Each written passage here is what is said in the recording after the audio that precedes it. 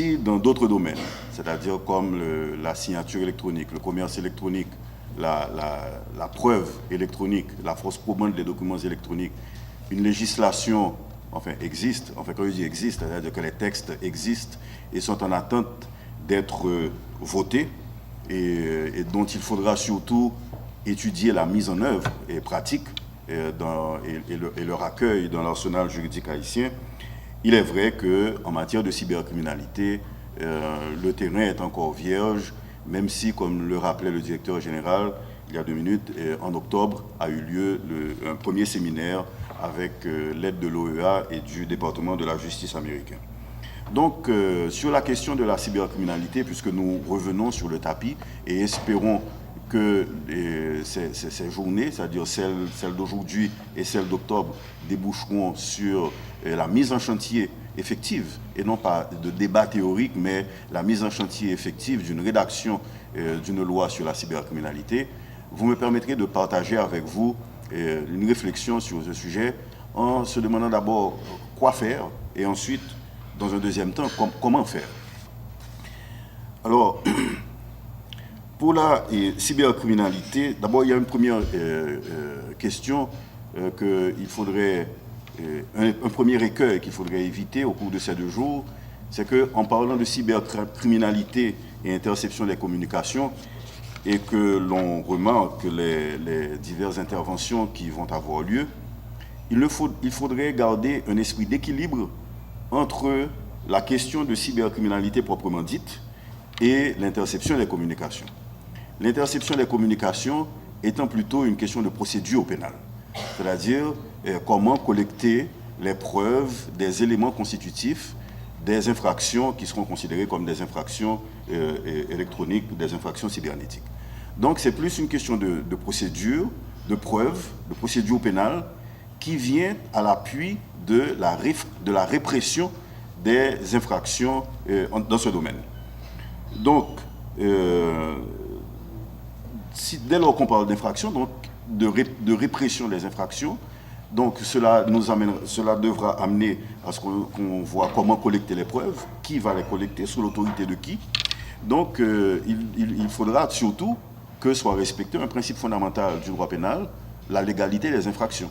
C'est-à-dire qu'il faudra qu'au départ soient définies ces infractions et ce n'est qu'en deuxième lieu que la question de leur répression, de leurs preuves, de leur évidence, de manière à ce qu'ils soient présentés devant les tribunaux en vue de la condamnation des délinquants.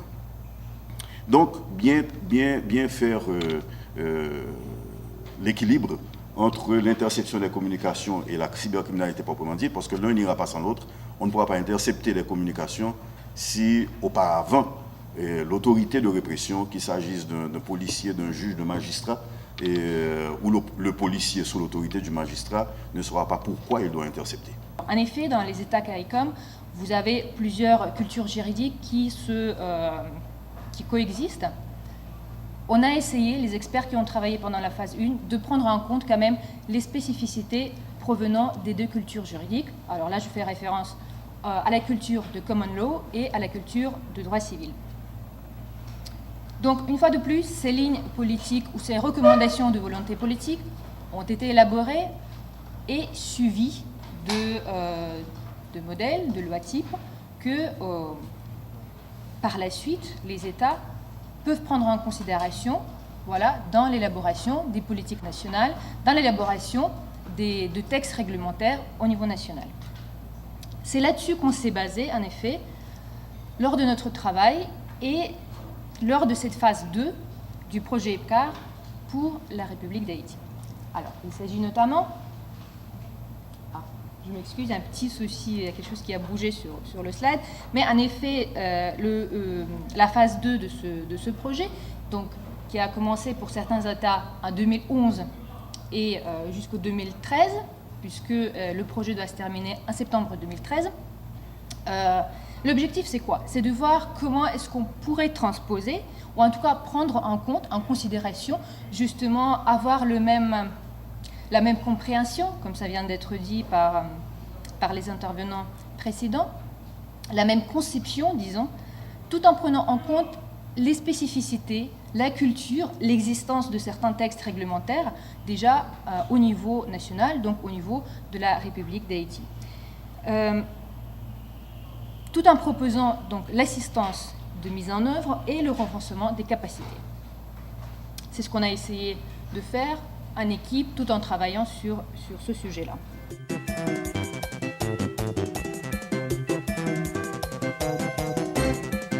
Le projet IPCAL, c'est un projet qui démarrait depuis 2008.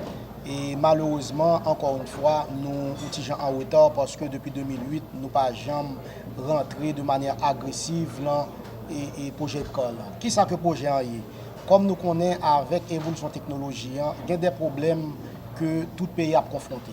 Et le fait que tout pays a confronté le même type de problème, il est très important pour le pays, la région Caraïbes, de harmoniser loi sur télécommunication, harmoniser politique de télécommunication et harmoniser législation ainsi que règlement qui régit le secteur télécommunication. Donc, ça projet IPCAL en fait, c'est justement permettre que tout pays travaille ensemble pour être capable harmoniser toute loi. Et c'est ça que nous avons fait qu'on est là. Malheureusement, comme on dit, nous en retard encore une fois, puisque ce projet a commencé depuis 2008. Mais cependant, nous avons une équipe très dynamique qui travaille sur lui. Et depuis plus de 2 mois, nous commençons à travailler sur le projet. Et nous pensons que d'ici été, nous avons arrivé avec des lois spécifiques sur 3 secteurs que nous avons regardés. Le premier secteur, c'est ça nous la cybercriminalité, cybersécurité, parce que c'est un problème qui a développé de plus en plus avec l'expansion technologique. Deuxièmement, c'est preuve électronique, transactions électroniques et preuves électroniques.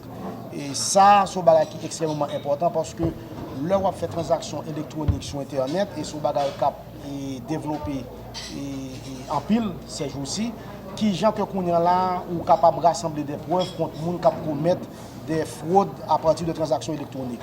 Donc ça, c'est un bagage que nous travaillons sur le tout pour nous capables d'arriver à un texte de loi qui pour protéger non seulement institutions, mais également consommateurs. Et m'a quitté moun k'ap réellement gérer le projet, qui c'est ingénieur Magloire, qui c'est ou ancien membre de l'UIT, parler plus sous projet en gros, de manière que le public est capable de gagner plus d'informations sur le projet IPCAL.